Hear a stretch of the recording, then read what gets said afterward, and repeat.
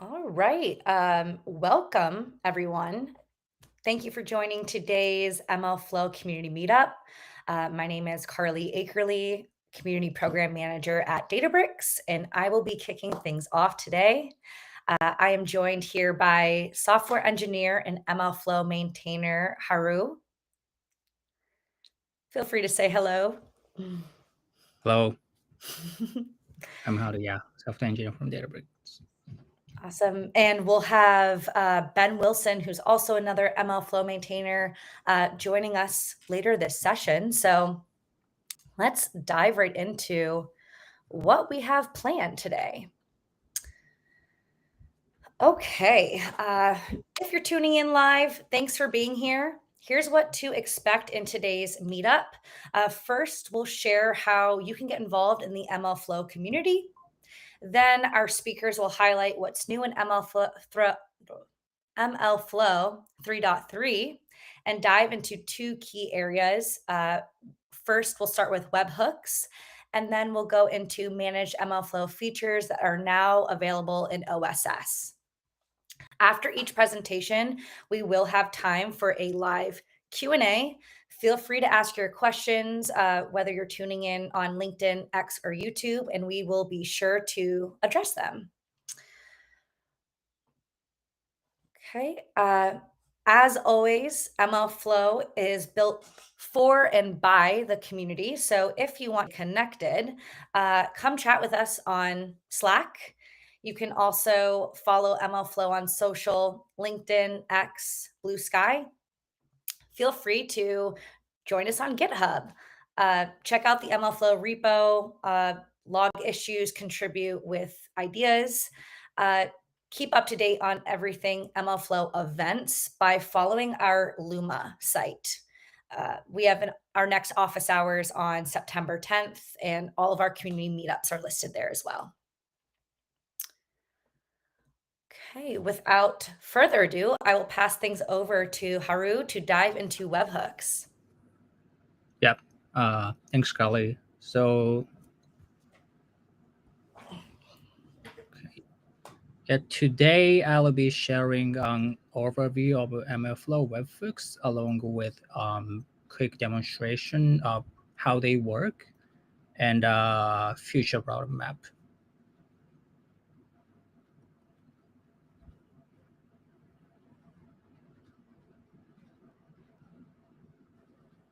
Yep. What are MLflow webhooks? So MLflow webhooks were introduced in MLflow 3.3, which was released 2 days ago. This feature has been one of the most requested features by the community, and webhooks provides real-time HTTP notifications for model registry events. So whenever a model is registered or a new version is created or tags are applied, MLflow can automatically send a post request to registered external service. And this enables seamless integration with CI/CD pipelines, monitoring tools, or like any external system that needs to react instantly.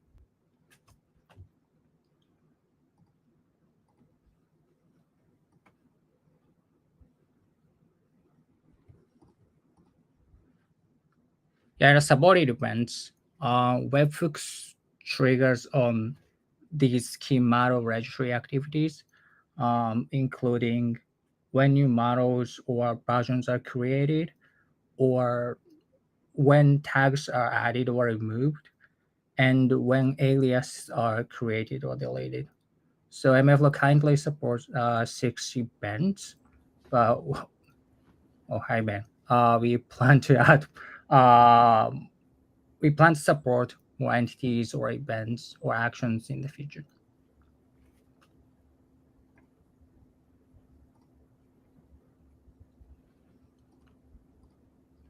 And all right, here's a quick example demonstrating how to register a webhook or model version creation.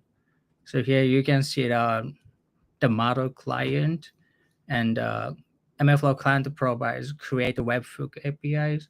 You can use this API to create a new webhook. You can specify name, um, the URL of your webhook receiver or event, and you can also specify the secret for verification. So once a webhook is created and a new model version is created, the webhook will be triggered.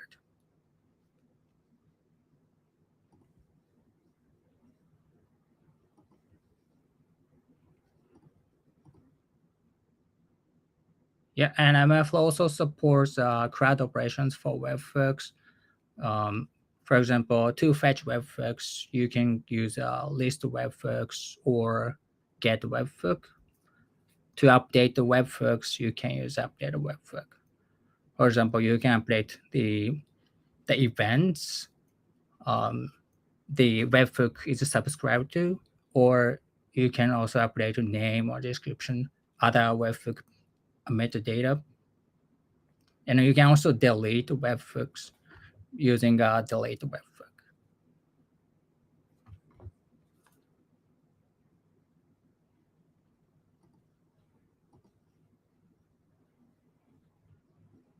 And I think it is extremely important to test webhook, test your webhook. MLflow client provides a test webhook APIs. Yeah, this allows you to send example payload to your webhook receiver and validate your webhook receiver is configured properly.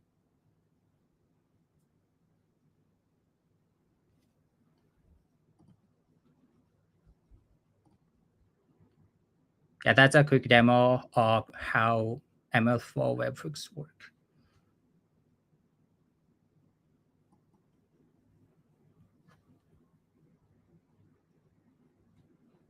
And MLflow webhooks has a couple of limitations.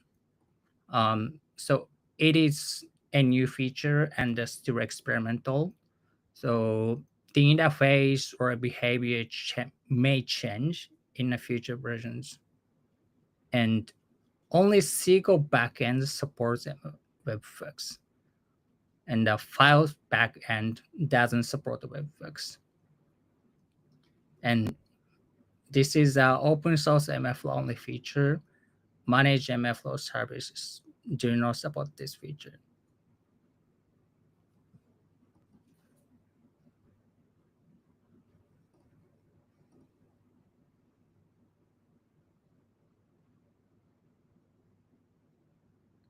And here's our future roadmap. So we plan to support prompt registry. Prompt registry is basically like a model registry. So we plan to support prompt registry in the future, in near future. And so currently, webhooks can only be managed using Python code, which isn't ideal and is very inconvenient. So we plan to introduce a new page on MLflow UI that allows users to manage webhooks on UI, like without interacting with Python code.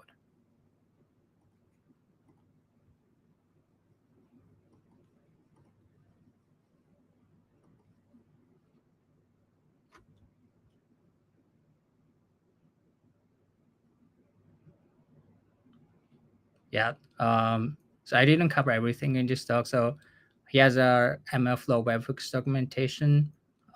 So for more details, please refer to this documentation. Thank you. That's all. Excellent. Thank you very much. We'll leave up that QR code if you are interested in learning more. We did get a couple of questions here. Let's see. So I'm going to bring this one up. Can you talk through a concrete example of triggering a GitHub Action Databricks job when a new model version is created? What does that workflow look like? Triggering GitHub Action Database show when new model version is created. What is that? What does the workflow look like? That's a great question. Let me think.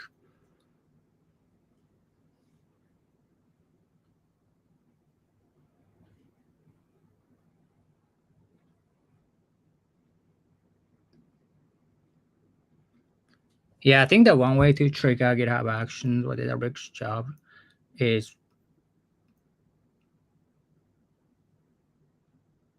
maybe the REST API. For example, I think you can register GitHub Action REST API as a webhook. And so when the new model is created or when new model version is created, um, the REST webhook, the REST API is triggered. I think that's one way to trigger GitHub Action or Databricks job um, when a new model version is created. Great. Awesome. We also have here, what are some tips or best practices for securing the webhook receiver? So I think MLflow Webhooks documentation covers that. Wait, is it possible to share my screen? Maybe not. Yes, it is. Feel free to. Okay. Well, how can I share my screen? Okay. Okay, I can see a share screen button. Some and perfect. Do you see my screen? Yes.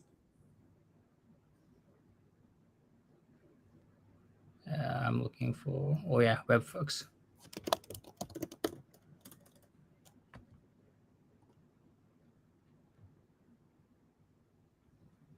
Yeah, this section in the documentation covers security things. So we strongly recommend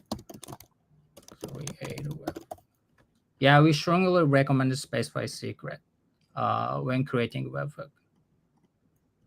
And this is actually optional, but we strongly recommend to specify this field. And when this field is specified, MLflow generates a max signature and trigger your webhook with this signature, and your webhook receiver checks that signature. Here's a quick fast API webhook receiver that implements signature verification.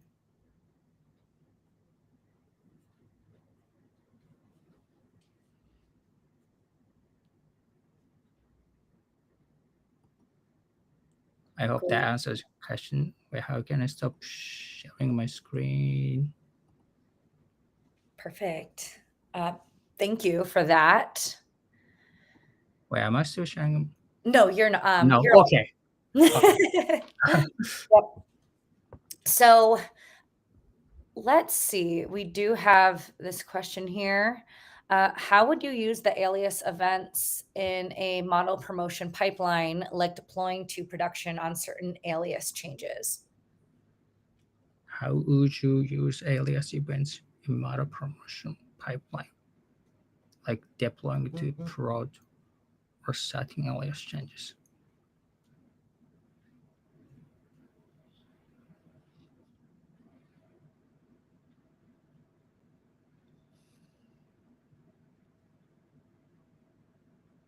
How would you use alias event model promotion pipeline?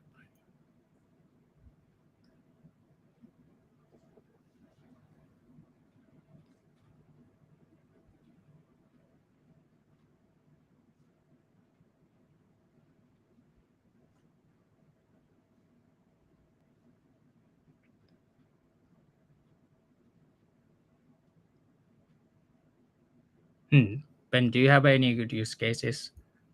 Uh,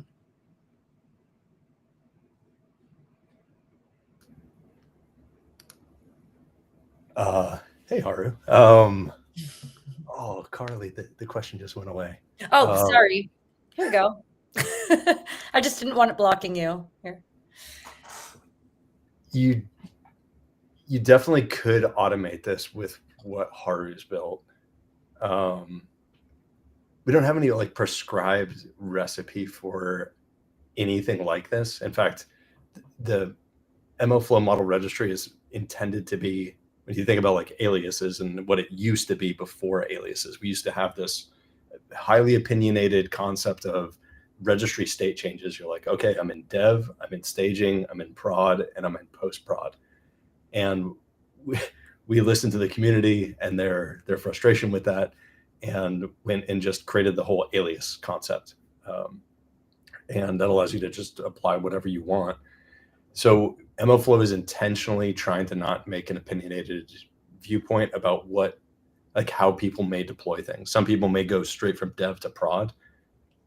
Some people may have 5 different layers in there. They might have approval stages between things. They might have to do like, extensive, pre-deployment validation checks in A/B testing frameworks where you're actually doing shadow deployment. We don't know what you're doing, and we're interested in what you're doing, but we can't find a one-size-fits-all pattern to anything like that. So what Haru built is insanely extensible. You can use it for whatever you need to do, whatever logic flow that you need that works for your business. His implementation works for that. That was the intention. So kind of a roundabout way to say, yeah, it is supported, but not like natively supported in MLflow.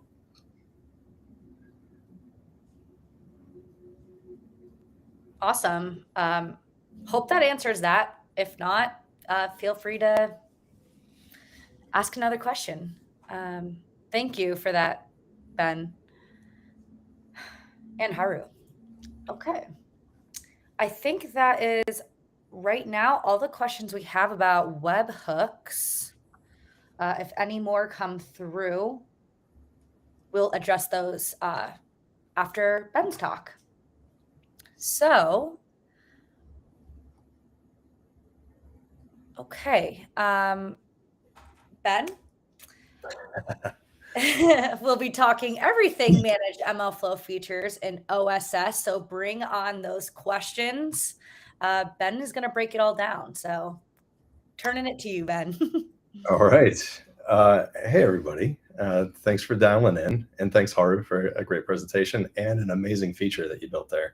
I think that's one of our #1 requested features over the years. We finally got around to building it, and it is excellent. So what I'm going to talk about today, I don't have a slide deck prepared. This is, and I don't have code to share because the code hasn't been written entirely yet. What we're going to be talking about is a kind of a paradigm shift for our team. And to give everybody some context, the team that you normally talk to or hear from when you're dialing into MLflow discussions, it's comprised of like myself, Haru, of course. We have a bunch of other people on the team that we primarily support the open source version of MLflow. And we're focused more on the features that the community uses and also the shared client that Databricks also uses, that managed MLflow that you hear us talk about every once in a while. And there's other teams within Databricks engineering that own and manage the backend layer for, if you're using MLflow on Databricks, you're using that.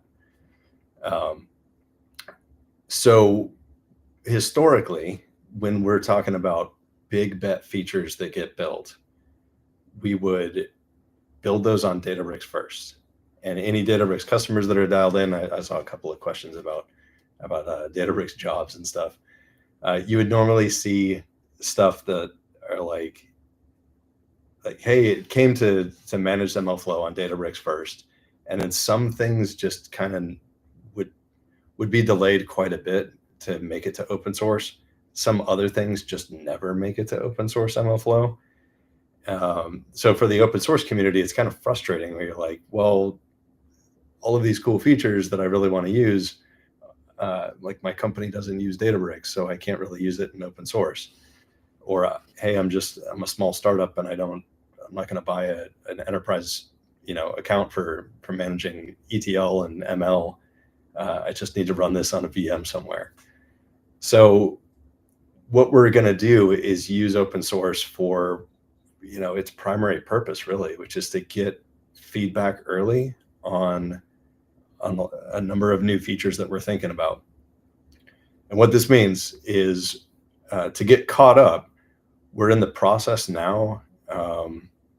I don't know when we're exactly going to be finished, but we're taking features that if you had dialed into Data and AI Summit this past year and heard any of the MLflow talks, basically most of the features that were discussed there haven't made their way to open source yet.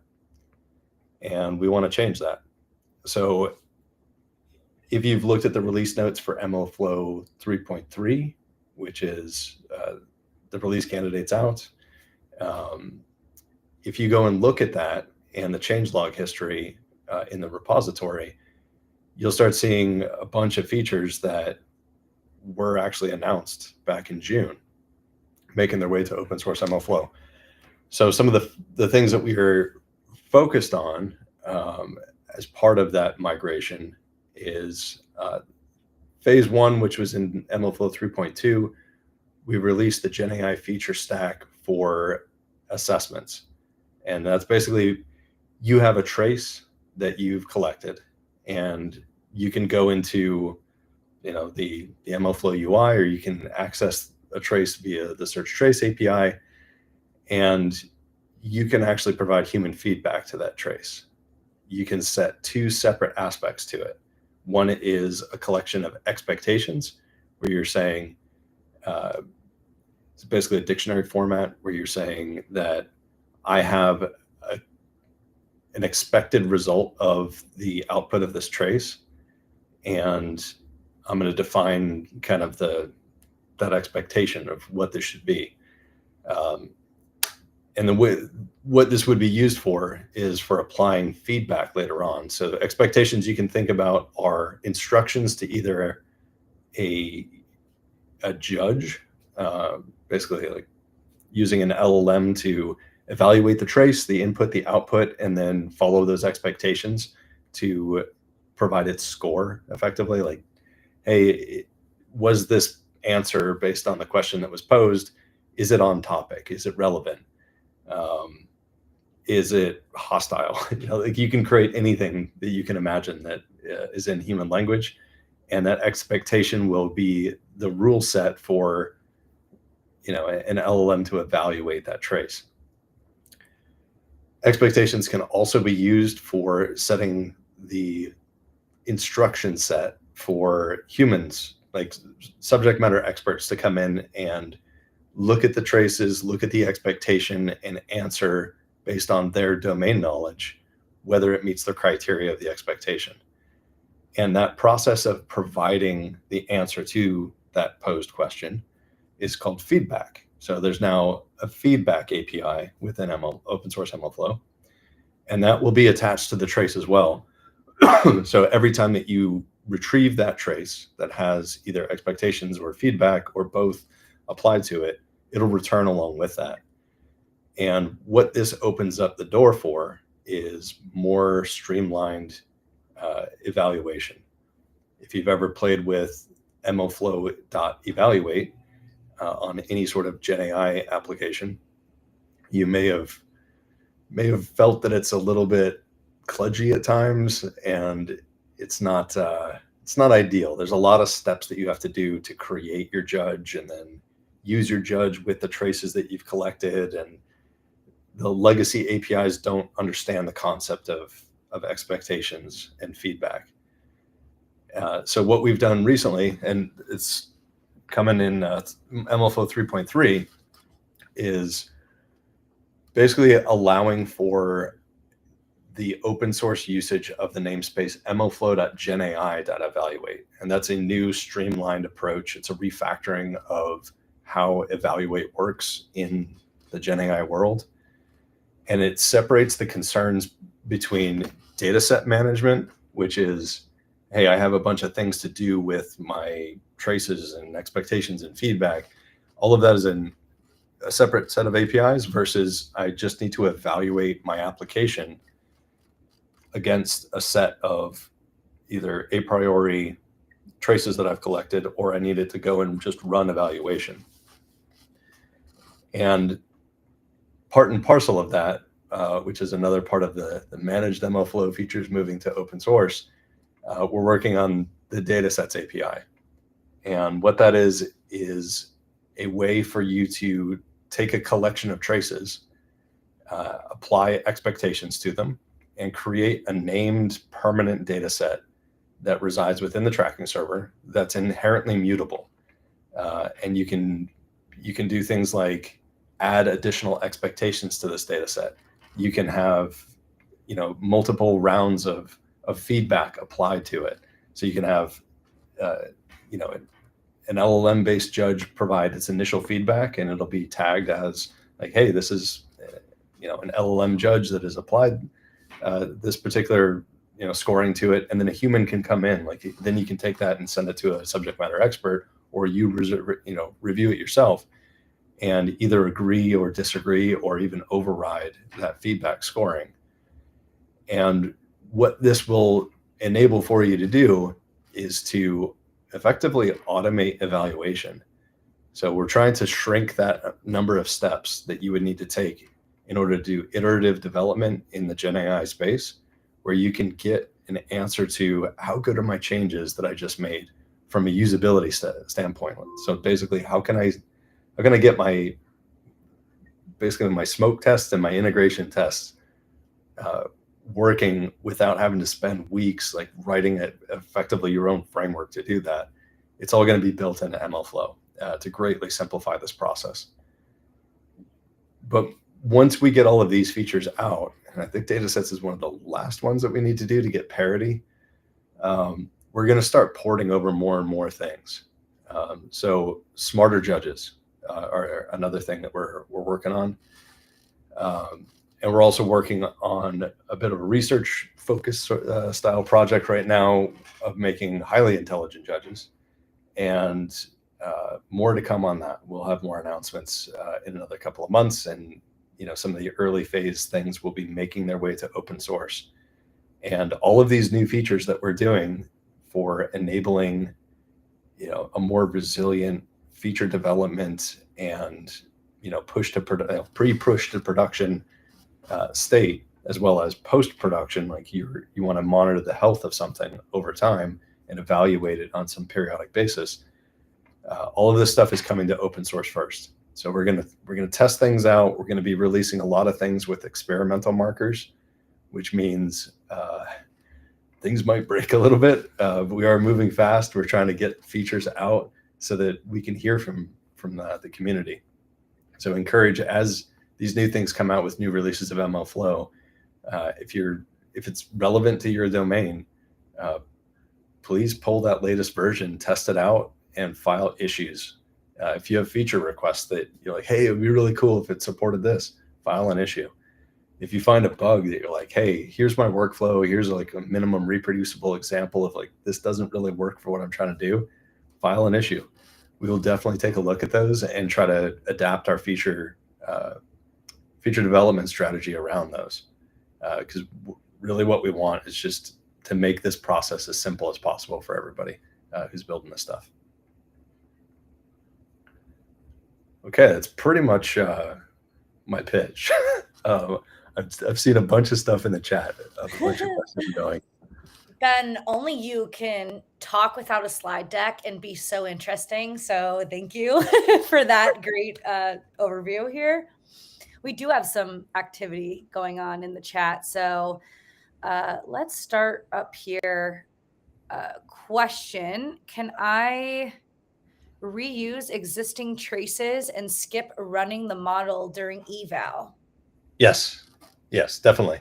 So that's the concept of the evaluation data set is you can provide pre-calculated outputs to evaluate.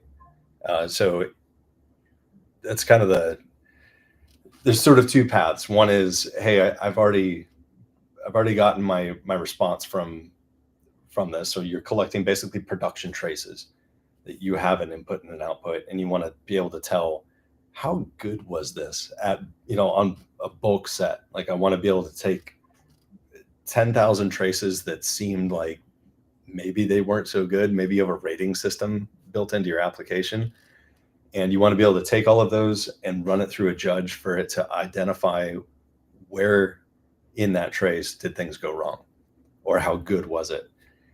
That's sort of the vision that we're going for. We want to go down not just at the trace level, but also at the span level too, to be able to say, like, hey, was it the retriever? Did it pull the wrong document? Or do I even have documents that can satisfy this question? Or is it stuff like, hey, I'm evaluating my agent and it seems like it's really slow. Like, just check through all of these spans. Is it calling the same tool like 37 times in this? Do I need to readjust my code architecture? Do I need to cache the results somehow so it's not like firing off a tool call over and over? So that's kind of where we want to go, is like that really granular level, but make it so that the system of judging that is far more intelligent than it exists at today. Awesome. Great. So we have another question here. Is there a way to surface disagreements between, for example, different AI judges or between human and AI judges when there are multiple assessments on a trace? Did you read our design doc? That's supposed to be private. Yeah, there will be. This is definitely one of our requirements for what we're building right now, because this is critical.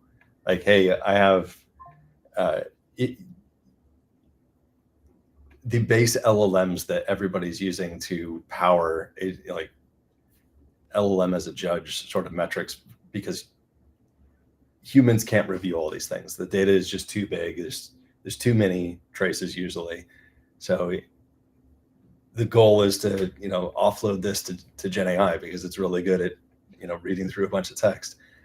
The problem is with a static defined judge, you're basically just injecting a prompt before you're passing a bunch of data and saying, hey, do this thing.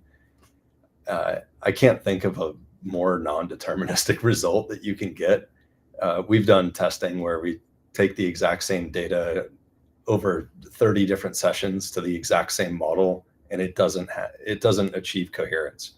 It's just, if you're asking it very straightforward questions, it's usually very good. If you're like, hey, is this tone positive or negative? Or did this answer the question with brevity or something? They're really good at that. And almost every, off-the-shelf commercial LLM is pretty good at that. A lot of them, the newer open source models, are very consistent with that.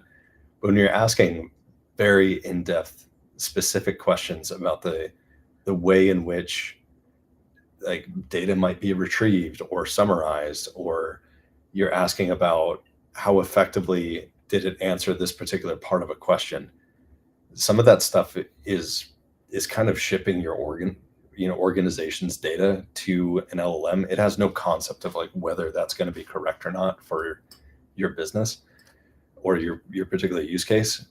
So the way that we're going to be approaching that is through, kind of like a learning system. I can't disclose too many things about it right now because we're still very much in the research phase. Although we are starting to file a couple of PRs that are building like the necessary back-end components for making this stuff work. But this question directly gets at why we're doing what we're doing. And within the next couple of months, you're going to see features coming out that solve this problem. Like, basically you're asking, like, how do I get alignment between things? And that's what we want to solve. Awesome. Okay, that's great. So going off of more AI judges here. So AI judges can give different answers across runs and across providers. Any tips for improving judge reproducibility, reliability? Yeah, I mean, it's kind of related to what I just answered, but tips for right now.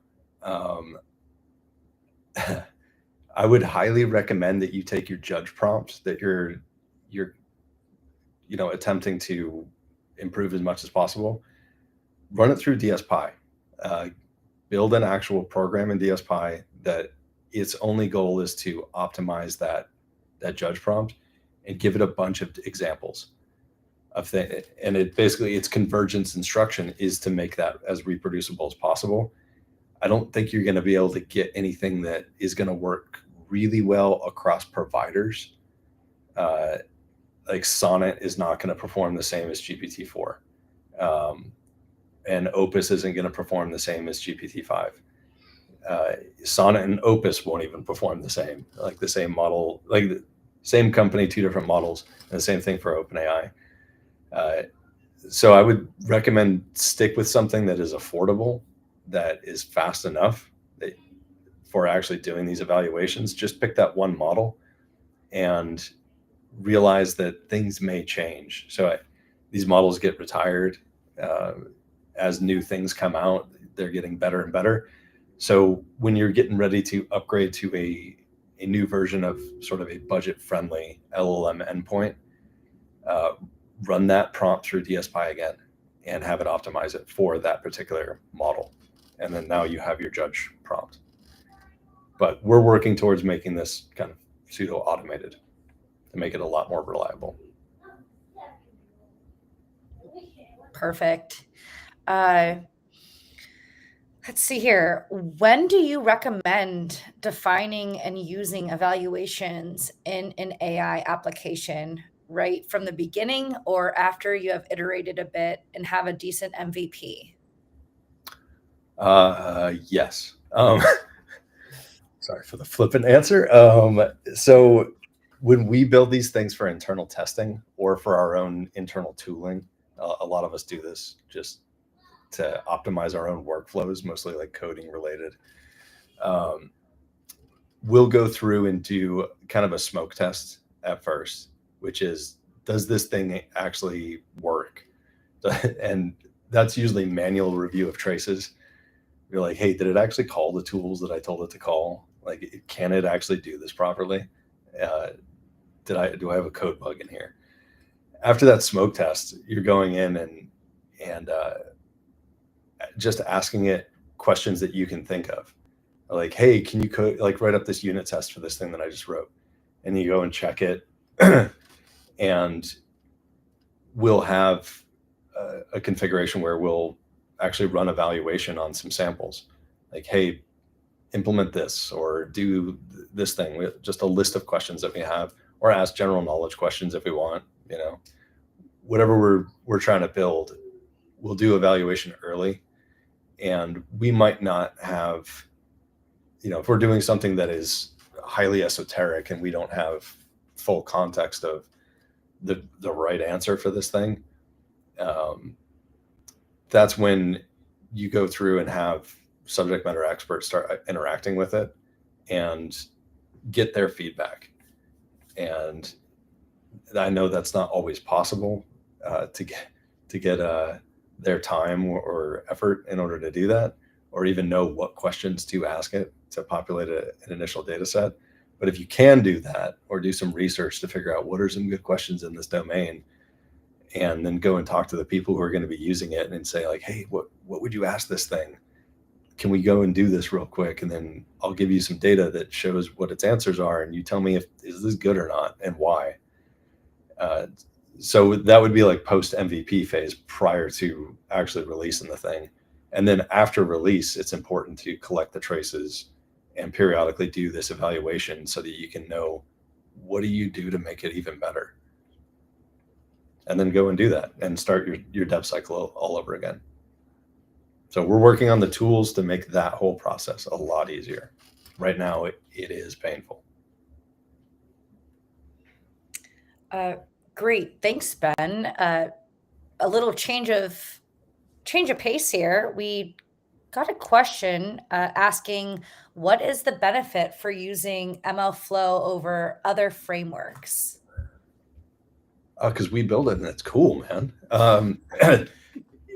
What we're going for with MLflow is kind of the answer to the full stack for building everything.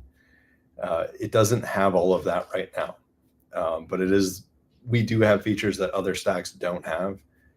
And where our vision is for the next 6 months to 1 year for what we want to push to open source MLflow is going to be probably far more of a complete picture for the tool that you're going to want to use while doing the entire development lifecycle. And we're talking to, hundreds of users a week and asking these questions like, where does MLflow suck for you? Like, at what point does this become super painful for you? And we're just collating and collecting all that information. We have been for years now. And that's helping to inform like what it is that we need to go and solve. Then that's our main goal here is simplify this process. It should not be as hard as it is right now. Perfect. Thanks for that question. And we have one final one. Do you recommend using the prompt registry to version judge prompts? In MLflow 3.3, yes. In MLflow 3.5, no. So actually in 3.3, we do have, let me reverse that. So in 3.2, yes, you would want to do that. 3.3 and beyond. In 3.3, we're releasing the concept of scorers. And scorers can be customized, and they're basically like another form of a judge. But the scorer-based implementation provides a versioning registry as part of it, and that's probably what you're going to want to use going forward. All the other stuff that I was talking about with these like more advanced judges and like the alignment aspect of it, that stuff is actually built on top of scorers. So if you migrate to that right now, it'll just continue to work in the same workflow, and it'll be way easier instead of porting from the prompt registry on over. Prompt registry is awesome though. You should definitely use it for like your system prompt for your application. It is a game changer when you're building these things to just keep track of like, what the heck did I test? But for judges, we're going to have a separate, version of that, and it'll be fully integrated into. You won't have to reason about it. The APIs will just understand, similar to the MLflow model registry. Perfect. Great. I think that wraps up all of our questions in the chat. Thank you for those thorough answers. Perfect. My pleasure. We'll go here. Oh no, come back, Haru. There you go. Awesome. So that wraps up today's MLflow Community Meetup. Thanks again for being here, tuning in all around the globe and making this community a space for learning. So we appreciate it. The full recording of today's session will be up on the MLflow YouTube channel right after we wrap up today's session.